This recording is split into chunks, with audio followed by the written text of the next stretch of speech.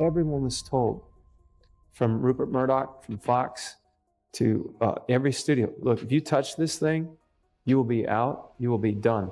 You'll be finished in 3 years. The United States is the #1 consumer year after year. And oftentimes we're close to #1 in production. I looked directly at the emails that have been widely circulated pertaining to the age 11, and I have it written down on my notes, the permission to kill email, the Snow White, the littlest girl was naughty, etc., and some of them pertaining to, jerky, whatever that is. Yeah. And so, and so just quick follow, what is jerky? Like, what is that exactly? I think that's the question. I don't know if it's like, and again, like going into specifically just based on what this is, I don't know. Code the word. Context is it has to be a code word. Nobody talks about jerky like this. Weird. You know those moments when somebody says something on camera and you can instantly tell it's not acting anymore? That happened when Jim Caviezel started talking about what investigators allegedly discovered during child trafficking cases. He stopped mid-sentence. His voice cracked, his eyes filled with tears, and then he described something so disturbing that the entire room went silent. According to Caviezel, traffickers weren't just hurting victims. He claimed some criminal networks were using acid to destroy evidence and erase bodies completely. And the terrifying part? He said the people involved were protected by money, power, and silence. I went through hypothermia. I had to have open heart surgery. I was electrocuted, struck by lightning. I understand the necessity of what I was going to have to go through could help bring people back to God. But here's the twist. This wasn't some late-night conspiracy podcast. These comments came after years of Caviezel speaking publicly about the darkness he says he witnessed while preparing for Sound of Freedom, a movie that changed his life forever.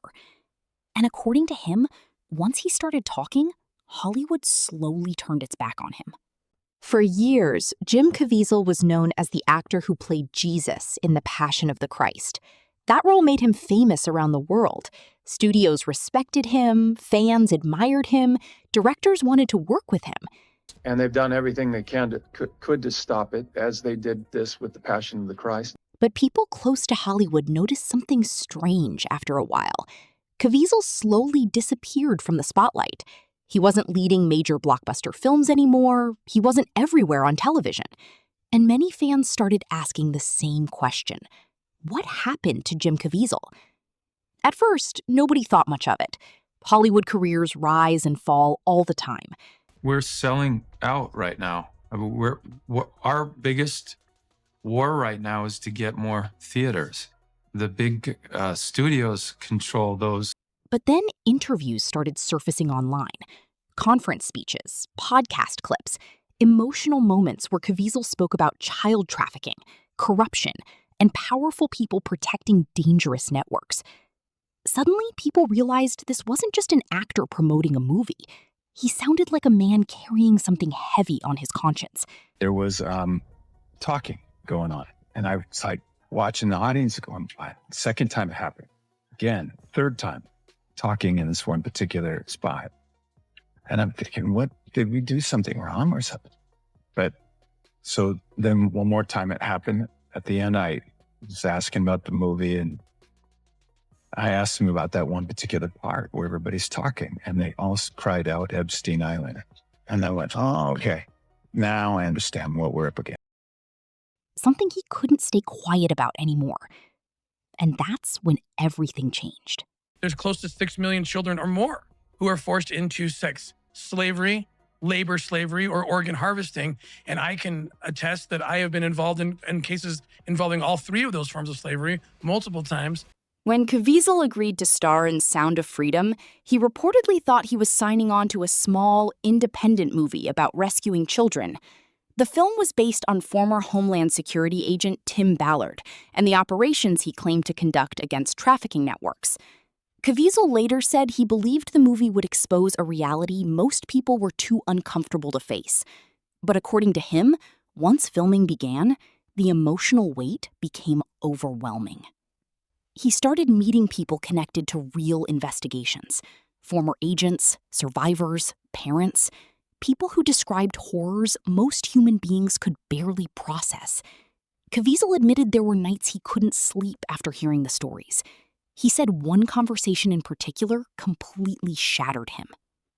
A former investigator allegedly described how some criminal organizations disposed of evidence after trafficking operations. Caviezel said the man explained it calmly, almost mechanically, like someone who had seen too much for too long. Then came the detail that broke him emotionally. The investigator allegedly claimed acid was sometimes used to destroy bodies and erase traces completely. When Caviezel repeated the story publicly years later, you could see the pain on his face. He paused. He struggled to continue speaking.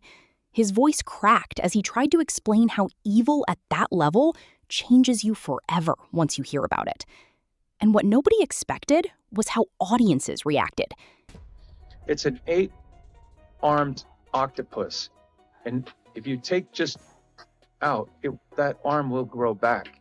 You have to take the head. Clips of Caviezel crying during interviews spread across social media almost overnight.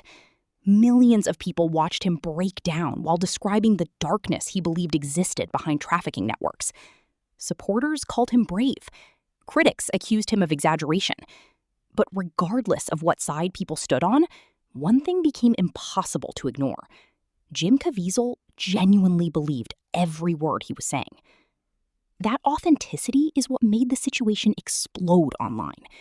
Because people are used to celebrities reading scripts. They're used to polished interviews and fake emotions. But Caviezel looked shaken to his core. And then the conversation became even bigger. They don't hit send, but they have the password for multiple emails, and they'll just go in, get the message, and then never open or close it, so it's impossible basically to track. It's just like a draft. During several public appearances, Caviezel suggested powerful people protect criminal networks through silence and influence. He hinted that media companies avoid certain topics. He claimed people inside Hollywood warned him not to talk so openly. According to Caviezel, there are subjects that instantly make studios nervous. Child trafficking was one of them. Then came the release problems surrounding Sound of Freedom. The film reportedly sat without major distribution support for years. Multiple studios passed on it, and for a long time, nobody seemed interested in touching it. Fans immediately began asking why. Why would a movie about rescuing children become so controversial? Caviezel had his own theory. I looked directly at the emails that have been widely circulated pertaining to the age 11, and I have it written down on my notes, the permission to kill email, the Snow White, the littlest girl was naughty, etc., and some of them pertaining to, jerky, whatever that is. Yeah. And so, and so, just quick follow. What is jerky? Like, what is that exactly? I think that's the question. I don't know if it's like, and again, like going into specifically just based on what this is, I don't know. It's a code the word. Context is it has to be a code word. Nobody Nobody talks about jerky like this. Weird. Yeah, it's a code word and it's weird. He believed the film made people uncomfortable because it forced audiences to confront ugly realities they'd rather ignore. He argued that people prefer entertainment over truth. But here's the twist. Once the movie finally reached theaters through independent distribution, audiences showed up in massive numbers. Nobody in Hollywood expected it. No giant marketing campaign, no endless television appearances, no billion-dollar studio machine. Yet the movie exploded at the box office anyway. Families talked about it online. Churches organized screenings. Social media turned the film into a cultural event. Suddenly, the movie everyone ignored became one of the biggest surprises in independent film history. And according to Caviezel, that success came with consequences. He later claimed the backlash became personal. Interviews became more aggressive. Articles labeled him controversial. Some critics accused him of spreading dangerous narratives. Others mocked his emotional speeches entirely. But Caviezel kept talking anyway. That's what shocked people the most. He never backed away. Even when he was criticized, he doubled down. He continued discussing trafficking cases, missing children, and stories investigators allegedly shared with him. In one emotional appearance, Caviezel described the psychological damage investigators carry after years of working these crimes. He said many agents return home emotionally destroyed. Some develop depression, some lose relationships, some never emotionally recover from what they've seen. Then he said something that made the audience completely silent. He claimed evil survives because ordinary people convince themselves it's too horrible to be real. According to Caviezel, society protects itself emotionally by pretending certain crimes only happen in movies. He argued that denial allows predators to keep operating unnoticed. And honestly, that idea hit people hard.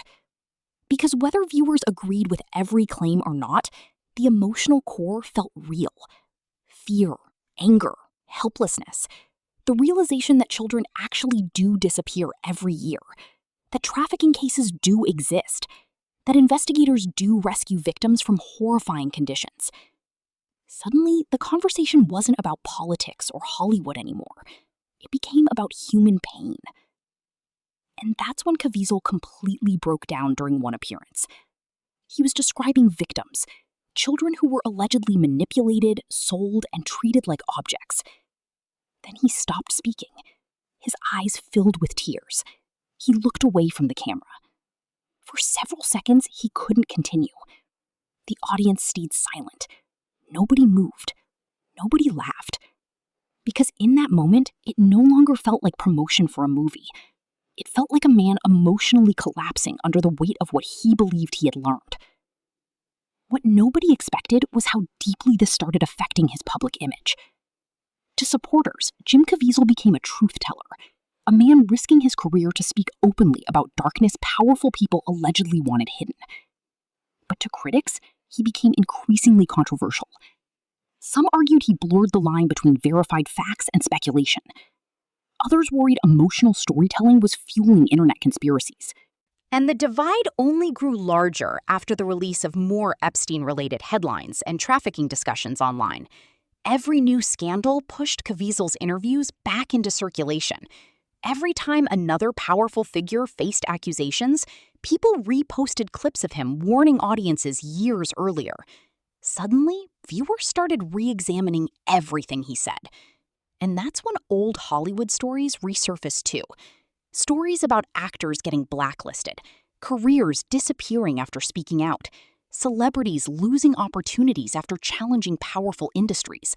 Fans began wondering if that's what happened to Caviezel himself. Because think about it, this was once a leading Hollywood actor. After The Passion of the Christ, his career should have exploded even further. Instead, he slowly became isolated from mainstream Hollywood circles. Caviezel himself hinted multiple times that speaking openly came with professional costs. Whether people believe that or not, the emotional toll on him became obvious. You can see it in his face during interviews. The exhaustion, the intensity, the sadness. He no longer sounds like someone chasing fame. He sounds like someone obsessed with warning people before it's too late. And that obsession changed his entire public identity. But the emotional impact goes even deeper than Hollywood. Because the hardest part of these conversations isn't fame or controversy. It's the victims at the center of it all. Caviezel repeatedly says that once you hear real trafficking stories, you can't unhear them. He claims they stay in your mind forever. The faces, the fear, the suffering. And for many viewers, that's exactly why his interviews became so powerful. Not because they were polished, not because they were perfect, but because they felt painfully human. There's one moment people still talk about online. Caviezel described investigators finding children who had completely stopped speaking emotionally. Kids so traumatized they no longer reacted normally to the world around them. He said hearing those stories destroyed him inside. And again, his voice cracked while speaking. That vulnerability changed how many people saw him forever. In Hollywood, actors cry on camera all the time, but audiences can usually tell when emotions are part of a performance. With Caviezel, viewers felt something different. Real grief, real anger, real helplessness. It didn't feel rehearsed. And maybe that's why his message spread so quickly online. Because people are starving for authenticity. They're tired of